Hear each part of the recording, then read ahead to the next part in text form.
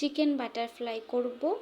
আমি হাড় ছাড়া বুকের কিছু মাংস সুন্দর করে পিস পিস করে কাইটে ধুয়ে নিছি।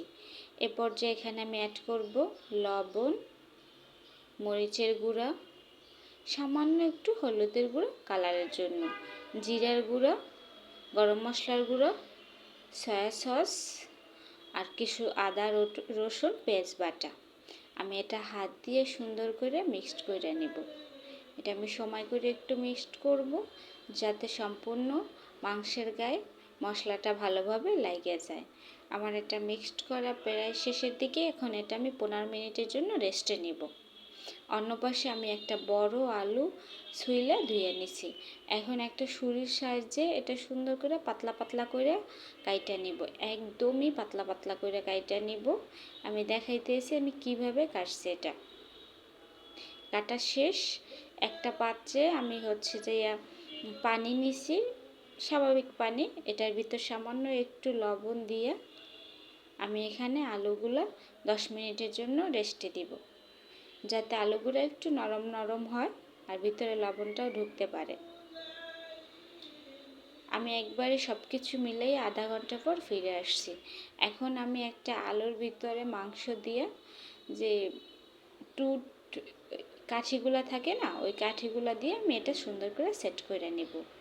তবে এই চিকেন বাটারফ্লাই আজকে কিন্তু আমি প্রথমবার ট্রাই করতেছি, এর আগে কখনো বানাই নাই। আমি ভিডিওতে দেখছি, খুবই ভাইরাল একটা ভিডিও, সবাই বানায়, তো ভাবলাম আমিও বানাইয়া খাইয়া দেখি এটা খাইতে কীরকম লাগে।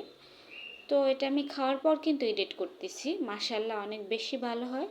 যে কোনো ভিডিও আমি এডিট করলে খাইয়া তারপর এডিট করি, কারণ না খাইয়া রিভিউ দেওয়া উচিত না, কেমন হয় না না হয়। তো সব কটা ভিডিও আমি খাওয়ার পরই ছাড়ি। আমি একটা প্যানে সয়াবিন তেল দিয়ে সুন্দর করে একবারে বাটারফ্লাইগুলো দিয়ে দিছি। একবারে আমি লো আছে এটা প্রায় 40 মিনিটের জন্য ভাজা নিছি।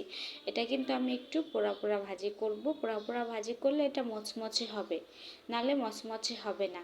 জাল বাড়াই দিয়ে নেই, লো আছে আমি এটা রান্না করতেছি। 40 মিনিট পর একবার আমি ফিরে আসছি। এগুলো একবারে পোড়া পোড়া হয়ে গেছে। এখন আমি এগুলো উঠাই নেব। আপনারা চাইলেও এই চিকেন বাটারফ্লাই একবার বাসায় ট্রাই করতে পারেন, কারণ আলু তো এমনিতেই ফ্রাই করে খাইলে অনেক বেশি ভালো লাগে, সাথে চিকেন থাকলে তো কোনো কথাই নেই। আমি এটা সস দিয়ে পরিবেশন করছি, সাথে আমি অবশ্যই একটু সালাদও করছিলাম, কিন্তু ওটার ভিডিও করা হয় নাই। তবে সস দিয়ে আমার কাছে বেশি ভালো লাগছে।